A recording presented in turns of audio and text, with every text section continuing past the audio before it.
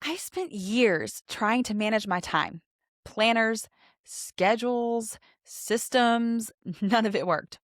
Today, I'm going to tell you why and what actually did work for me.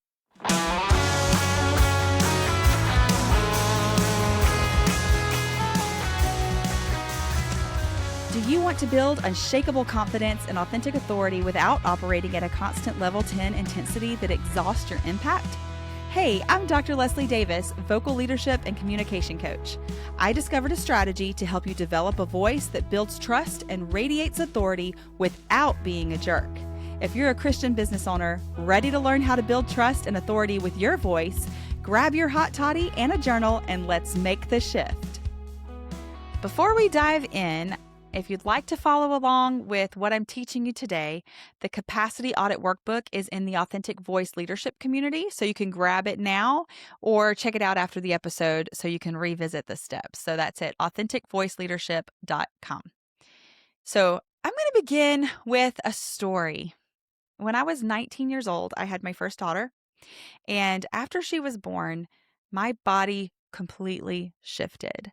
And I started having strange symptoms. I lost a lot of weight, too much. I started having anxiety. I started having a lot of symptoms that made me feel a little crazy, right? Well, after several months, I guess, of feeling this way and not knowing what was going on with me, I went to try to figure out why I had so much anxiety, why I was having all these symptoms.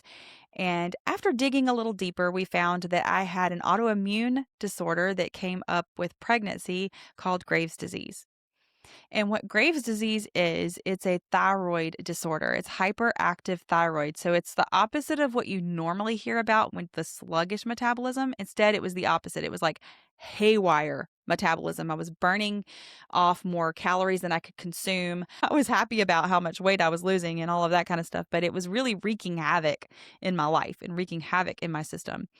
So we started out with this medicine that was supposed to slow it down. And at 19 years old, 20 years old, I was very impatient with it. I was like, why isn't this working? Why am I not feeling better?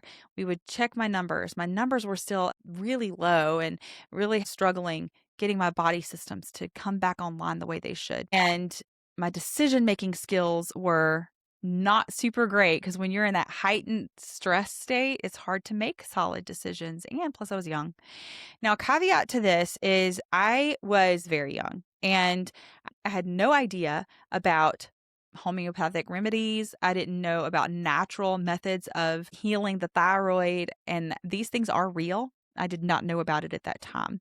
And so I want to say that because this is what I did in this situation is not what I would recommend anyone do at this time. There are so many ways that you can find healing in your thyroid that is not what I did. And in extreme cases, maybe what I did might be what I have to do. And maybe you made this decision as well. I had to have radiation done on my thyroid. So what it wound up doing was killing the organ of my thyroid because it was so overactive. It didn't slow it down, it stopped it completely.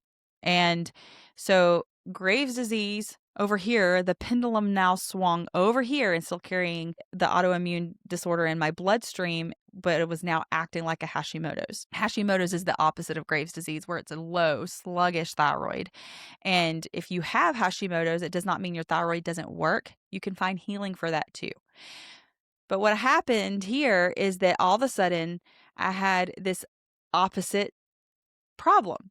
So where the problem was over in one area, it swung over to the other area and it was extremely low to non-functional. So throughout my life, since I was 20 years old, I've had to navigate this autoimmune disorder, and it has looked different in different seasons of my life. And the reason I'm telling you this story is because as I tried to manage this throughout my life, I always felt like I was failing.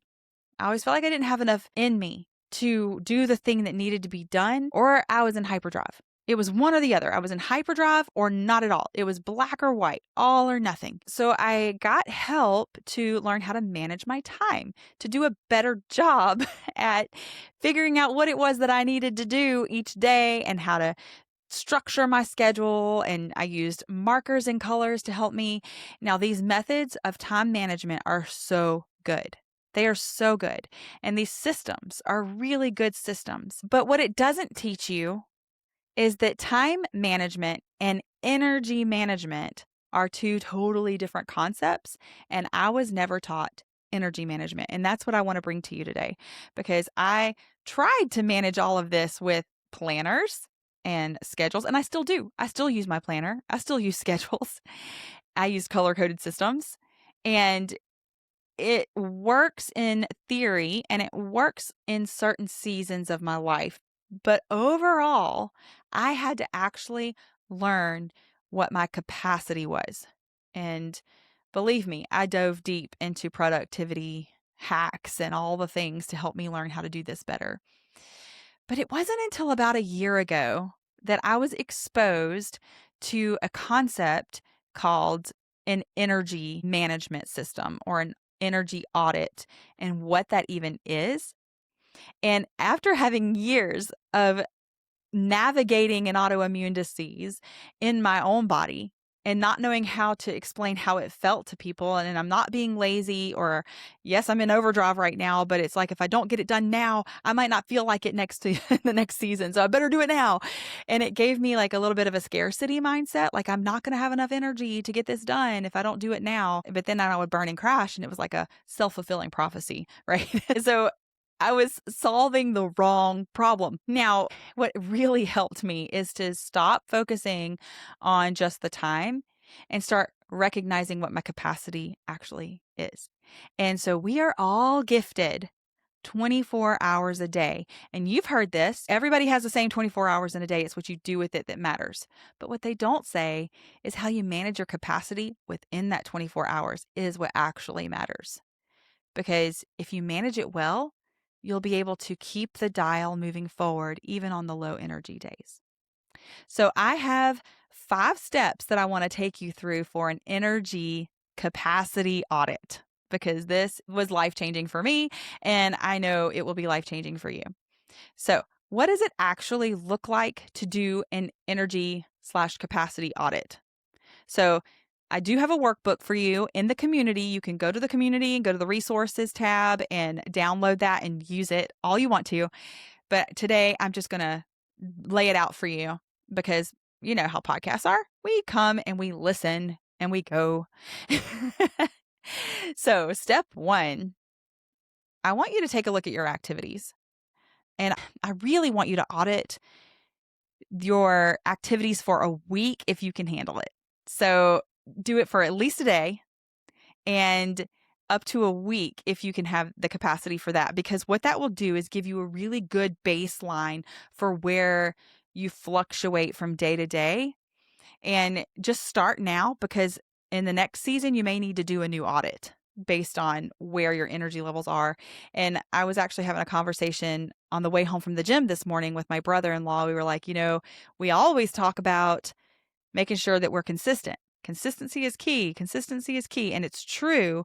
But what they don't talk about is life be lifing, right? So we're out there doing life and life happens. How do we stay consistent when life be lifing, right?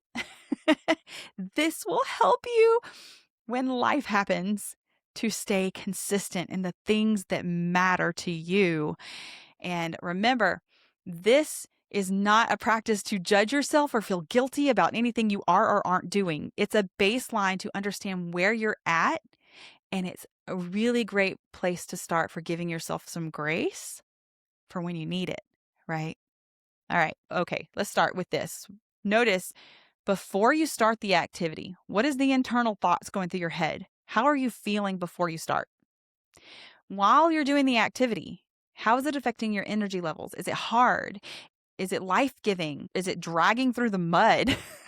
What does it feel like to be doing that activity? And then the last thing is, when you're done, how does it feel? Do you feel better than when you started? Do you feel about the same? Or do you feel worse? Do you feel depleted? And this is not about an activity being good or bad. This is how an activity uses your energy levels. So, for example, when I first did my energy audit, I was always upset that nobody helped me with the dishes. I was like, oh man, I always have to do the dishes myself. So I would go in there and with a bad attitude, get the dishes done and walk out of there mad that nobody's helping me. I did an energy audit and I paid attention to how I was feeling before I started the dishes. And this is a task that has to be done, right? This is just something that we have to do or it's going to be gross. So walking in my kitchen, I'm like, oh, this is a little bit overwhelming. I'm going to tackle this. So I started doing the dishes and I realized that my energy level was going up. I started zoning in and it made me feel good to see the progress I was making. It was instant gratification. I always think I was getting a dopamine hit just from clean dish to clean dish, right? So it was dirty, now it's clean and I'm putting it away. And then I also realized that it gave me a separation. I have 3 little kids and I love all of their attention. And sometimes I need to step away and reset.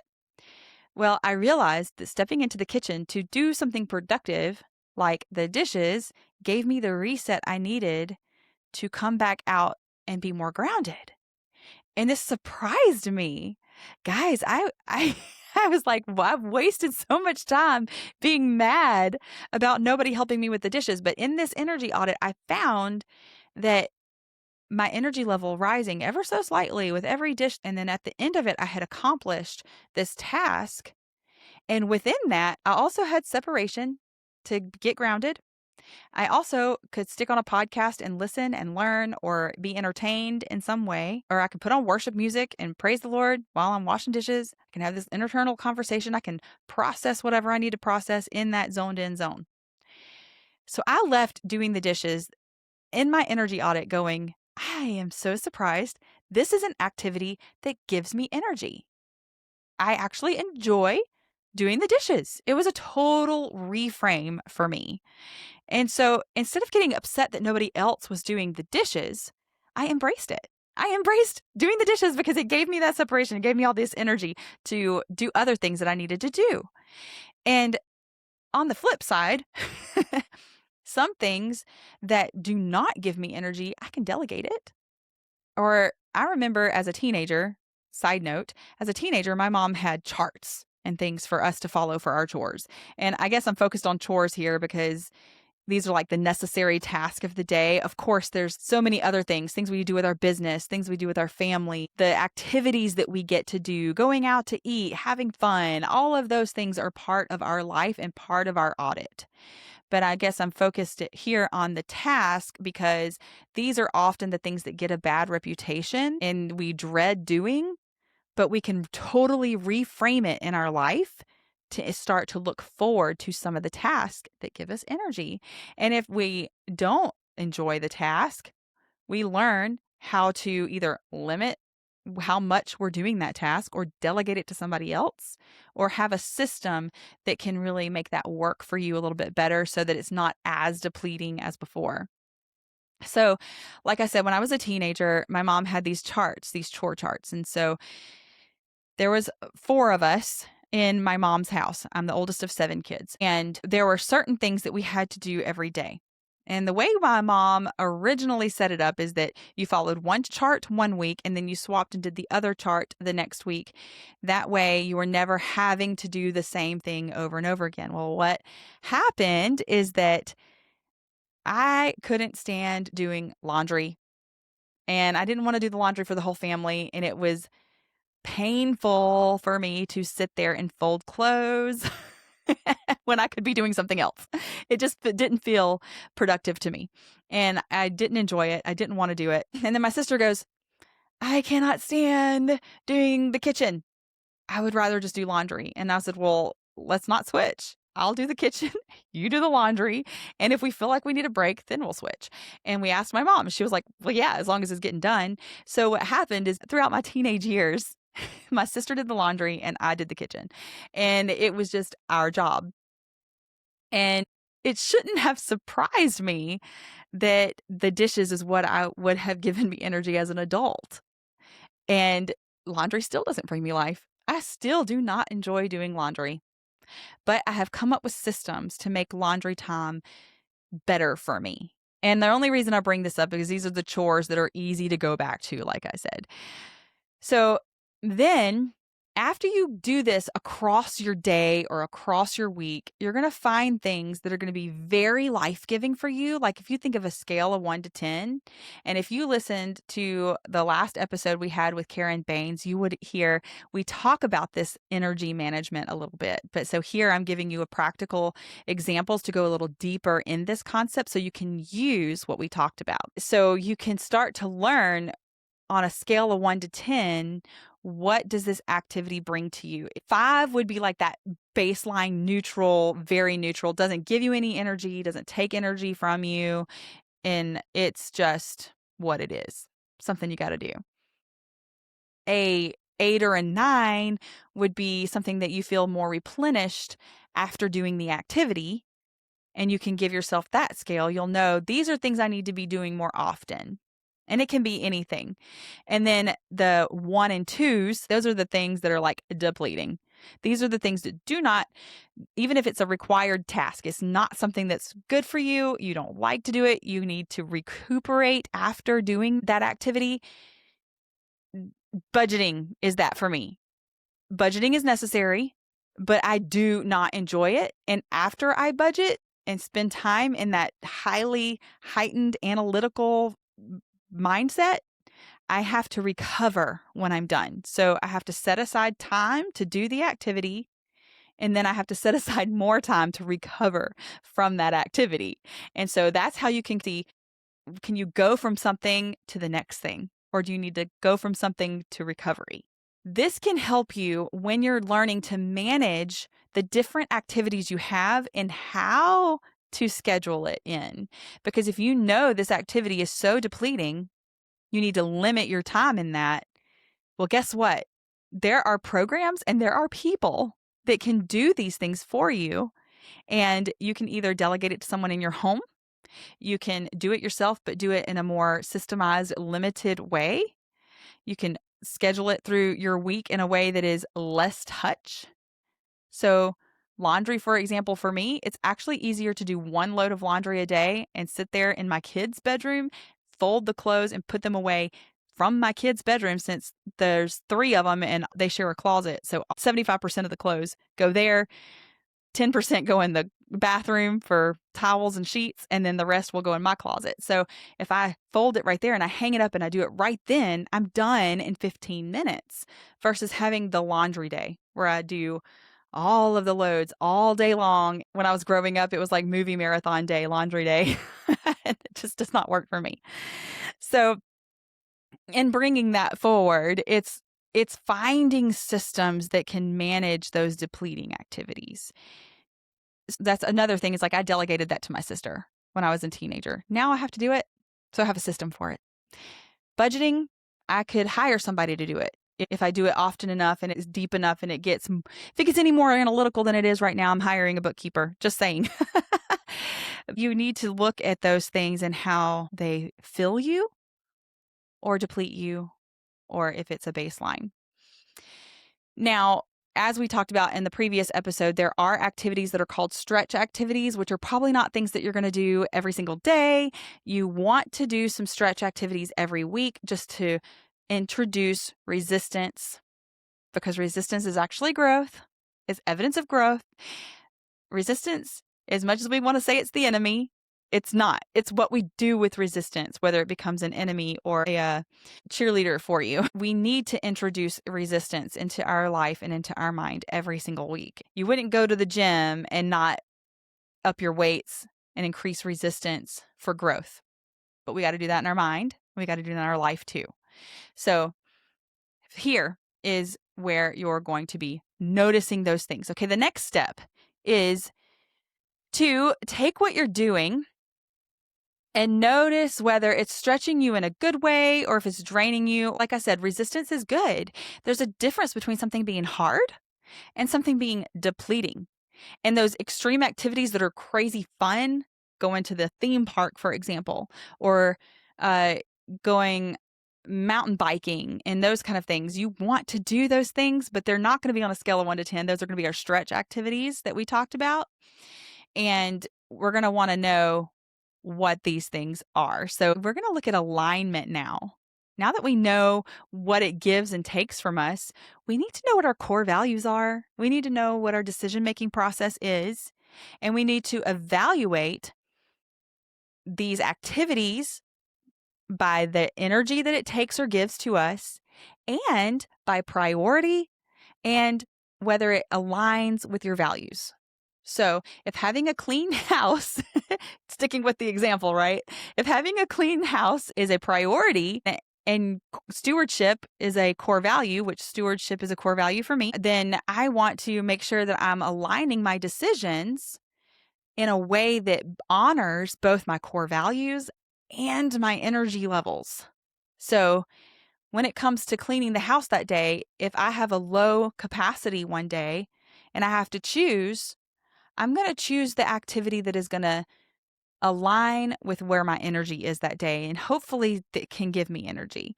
And if it can't, I'm going to build in some time to have recovery. So this brings me to how to measure your capacity in whatever season that you're in right now. And you can't evaluate it based on where you've been, and you can't evaluate it on where you're going. You only have today to really look at. So you have to know where your capacity for the day is. And I want to bring to you a way of looking at this. This woman named Christine, if I say her name right, I hope so, Miserandino. And in 2003, she introduced something called the spoon theory. And I've been looking at the spoon theory lately, and it's so fascinating because it's so true. It's just a really easy visual to measure your daily capacity. So she was trying to explain what it was like living with lupus to a friend. And so I've had to try to explain what it's like living with a thyroid, and also Epstein-Barr virus is something that I have dealt with many times in my adult life that has flattened me a few times, and I've had to reevaluate what I can handle in a season. And to try to explain that to someone and where you're at can be very difficult because you have to sometimes explain where you're at a little bit so you can frame expectations. So they were sitting at a diner, and she grabbed some spoons from a nearby table, and she used those spoons as a visual.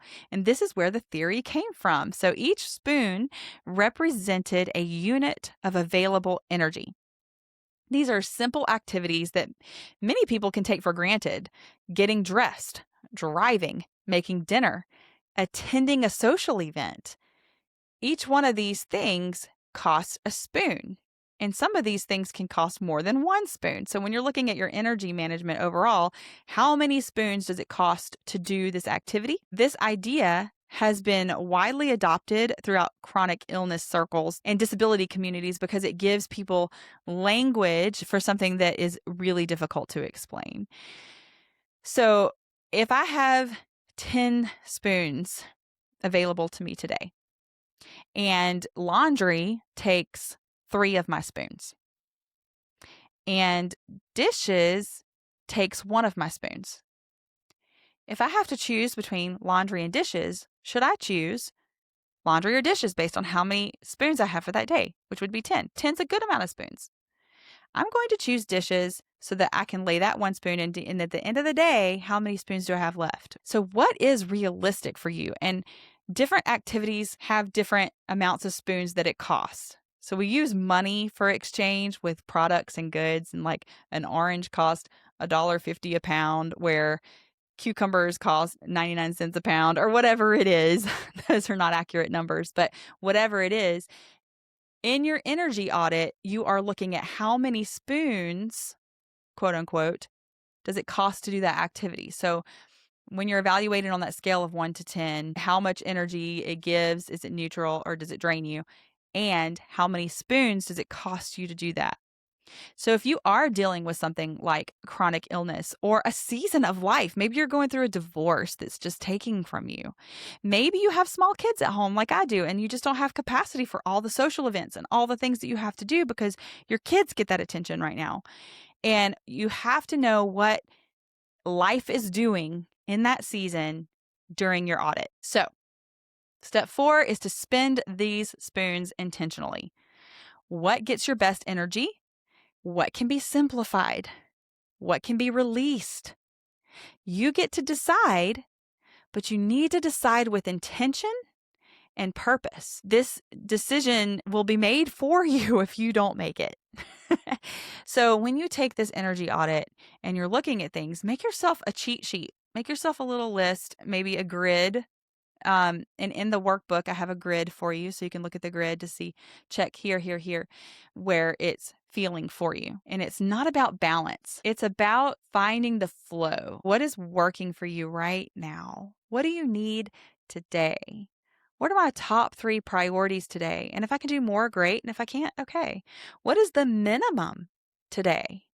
What is the minimum thing that I need to do to move the dial forward in my life? And then you lead from the overflow of this new place of living based on your energy output and input instead of just time management. And this is how you can stay consistent for the long haul. This is how, when life be lifing, we can still be consistent because we've defined this for ourselves. When my brother-in-law and I decided to start going to the gym and holding each other accountable, I said, how many days a week do you want to go to the gym? He was like, every day. I was like, great, let's go every day. What's the minimum if we can't? Is it 2 days? Is it 3 days? What is it? So we were like, okay, hands down, we will not go to the gym less than 2 days a week, but our goal is 5.